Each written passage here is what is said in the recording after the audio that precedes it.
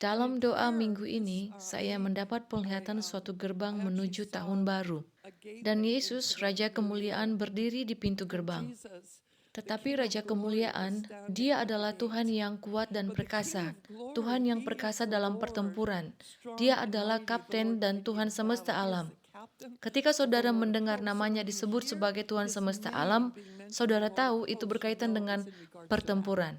Perak adalah milikku dan emas adalah kepunyaanku, kata Tuhan semesta alam. Ini memberi saudara sedikit pengertian di sana bahwa akan ada beberapa pertempuran mengenai persediaan.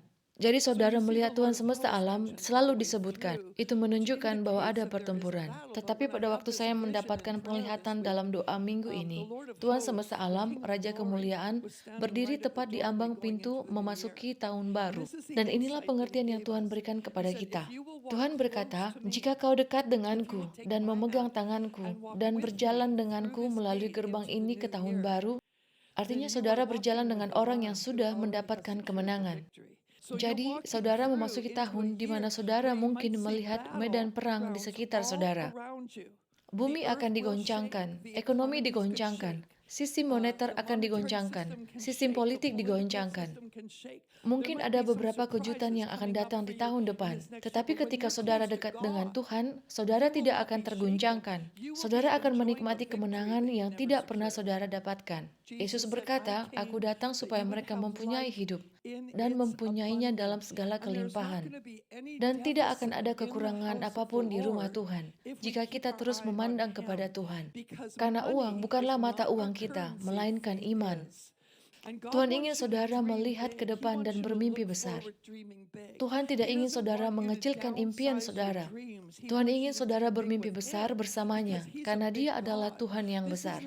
Ini bukan saatnya untuk berpikir kecil, melainkan waktunya percaya untuk mendapatkan yang lebih. Begitu banyak orang Kristen akan diberkati dengan kejutan, warisan, dan arus kas yang bahkan tidak pernah mereka sadari sebelumnya. Akan ada begitu banyak kelimpahan yang diberikan kepada mereka yang ada di dalam Tuhan dan yang mencari Tuhan. Posisikan diri saudara. Jika saudara skeptis, dan jika ada ketidakpercayaan, dan jika ada ejekan di hati saudara tentang hal ini, dengan sikap seperti itu, saudara tidak akan diposisikan untuk itu. Tetapi jika saudara berharap, saudara akan diposisikan untuk kelimpahan. Alasan mengapa Tuhan akan memberikan kelimpahan untuk saudara di tahun ini adalah agar saudara dapat membantu orang-orang miskin. Dan itu tidak hanya hal-hal materi, tetapi yang terutama adalah hal-hal rohani. Jadi mereka yang tertindas, tertekan, dan bangkrut, saudara akan dipenuhi dengan kelimpahan spiritual. Dan dengan kekayaan spiritual di tahun ini, akan dapat memenuhi kebutuhan orang-orang yang hancur dan miskin dalam roh. Maka inilah saatnya bagi kita untuk sengaja menabur. Saya akan berbicara sedikit tentang menabur dalam hal keuangan. Karena akan ada banyak orang di dunia ini yang akan khawatir tentang keuangan mereka, dan mereka akan bereaksi.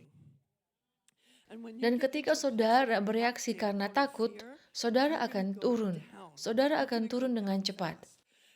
Maka kita harus siap sebagai orang yang aman dalam Tuhan. Dengan Tuhan ditambah kosong, itu sama dengan semua yang kita butuhkan untuk dapat memberikan harapan dan bimbingan kepada orang-orang di sekitar kita. Karena mereka akan membutuhkan dorongan kita. Doakan benihmu, karena saya melihat adanya percepatan supernatural. Dan itu seperti pertumbuhan yang ajaib pada benih. Apa yang saya lihat dalam roh adalah seperti fotografi selang waktu, di mana saudara memasukkan benih ke dalam tanah dan tiba-tiba itu tumbuh di depan mata saudara dalam waktu kurang dari 1 menit.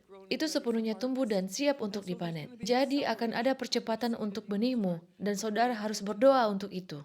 Lalu bagaimana caranya menabur? Izinkan saya memberi saudara beberapa hal untuk musim ini, dan ini untuk sepanjang tahun. Pertama-tama ini adalah waktu untuk menabur dalam iman. Percaya pada firman Tuhan tentang peningkatan yang Tuhan janjikan. Tuhan akan menyediakan benih yang saudara perlukan. Jika saudara tidak memiliki benih, mintalah kepada Tuhan. Saya melakukan itu sepanjang waktu. Saya berkata, "Tuhan, Hal itu menyentuh hatiku. Aku ingin menabur untuk itu. Tapi Tuhan tahu saya sudah memberi semuanya. Jadi saya membutuhkan Tuhan untuk menyediakan benih. Ketika saya memiliki kerinduan untuk menabur, yang harus saya lakukan adalah meminta benih dan Tuhan memberikannya setiap saat. Sehingga kita tidak dapat berkata, saya sangat suka memberi, tetapi saya tidak bisa melakukannya. Kemudian hal berikutnya adalah menggunakan kata-kata saudara untuk memberkati benih saudara. Tuhan memberi saya kata yang keras untuk tahun ini. Tuhan berkata, waspadalah terhadap mulut kotor. Jangan biarkan kata-kata kotor keluar dari mulutmu. Jangan mengucapkan kata-kata negatif, kata-kata tidak percaya, kata-kata mengeluh. Kata-kata negatif itu akan menjatuhkan saudara, dan itu akan menghancurkan benih saudara. Amsal 18 ayat 21 berkata, hidup dan mati dikuasai lidah. Siapa suka menggemakannya akan memakan buahnya. Siapa menjaga mulutnya memelihara nyawanya. Siapa yang lebar bibir akan ditimpa kebinasaan. Jadi mari kita pastikan bahwa kita memberkati benih kita. Selalu berkati benihmu. Itu seperti pupuk untuk benihmu. Dan kemudian ketiga, ingatlah orang miskin. Dan ini sangat penting untuk tahun 2023. Mata Tuhan tertuju pada mereka yang hatinya peduli pada orang miskin. Amsal 19 ayat 17 berkata, siapa menaruh belas kasihan pada orang yang lemah, memiutangi Tuhan, yang akan membalas perbuatannya itu. Pada Rosh Hosana atau tahun baru ini, pertama, kita menerima pewahyuan kenabian dari Tuhan yang mengundang kita untuk bermitra dengan tujuannya di tahun 2023. Jadi saya ingin harapan saudara meningkat karena ada hal-hal baik yang akan terjadi. Biarkan harapan saudara menjadi positif dan jangan negatif. Muliakan Tuhan dan kebaikannya. Dan kemudian menabur benih yang baik dalam Tuhan. Dan yang keempat, kita harus mengingat orang miskin tahun ini.